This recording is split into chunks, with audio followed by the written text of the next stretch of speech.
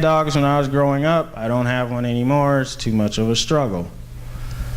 People don't identify that this animal is a struggle. I went to one lady's house, walking in her fence, going to deliver her mail. She's got a dog, and she's screaming at me, "Don't come in my yard. I can't control this dog."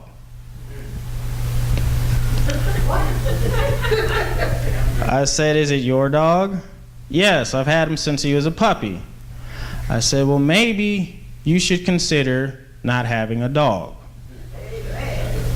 You want to call this mine? I own it, I feed it, but you can't control it." Now, of course, she didn't like that I had that to say, so she started calling me everything but my name. But that was a struggle. She didn't want to identify. She can say it out of her mouth, but identifying it and putting action to it is something different. My struggle is I can't control this dog, so don't come in my yard because I can't control it and it might attack you. Get control of the struggle or cut off the struggle. All right. Too many times we want to identify it, but we don't want to do anything about it. And how dare you tell me I should cut it off? How dare you tell me what I just told you? She just told me she couldn't control it. But when I repeat that back to her, it's a problem.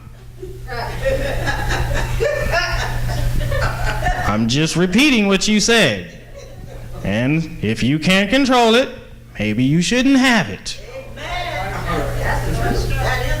Whatever is lawful for me is not expedient for me. It's not against the law to own a dog.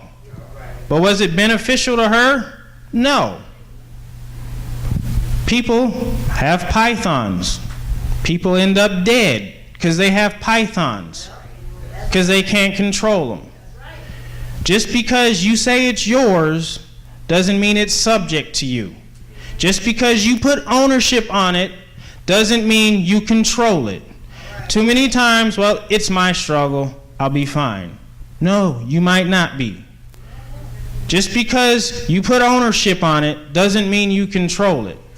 Too many times we get caught up, well, I know I'm not perfect, God's working on me, and I will continue with the struggle.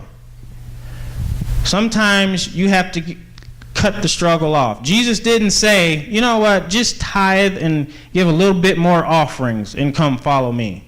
You know what, I want you to let your mom handle everything for a little bit and then come and follow me. No, Jesus said, that's your struggle. Give it all away. Come follow me. He couldn't do it. The lady admitted, I can't control this dog. I don't know what it's going to do. I got it in the yard. I'm holding it by the collar, but it might get away from me. Couldn't control the struggle. The struggle is real. But she didn't want to take the necessary steps to get a hold of it. This person, the rich young ruler, didn't say, how dare you? That's not right. That's uncalled for. It just was hurtful because it was something he wasn't willing to do.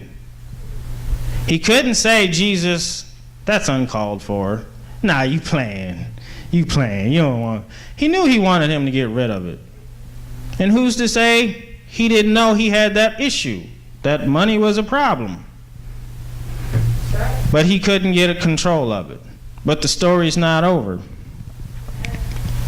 Going now to, well, you don't have to turn there, but if you want, it's in Acts chapter 10.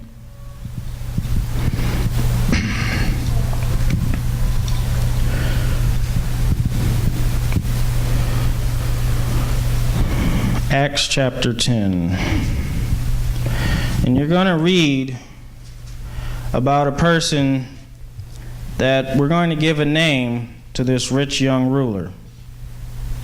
Many times things people say in about the New Testament and the Old Testament, Acts chapter 4, is that the Old Testament shows people's faults, people's overcoming.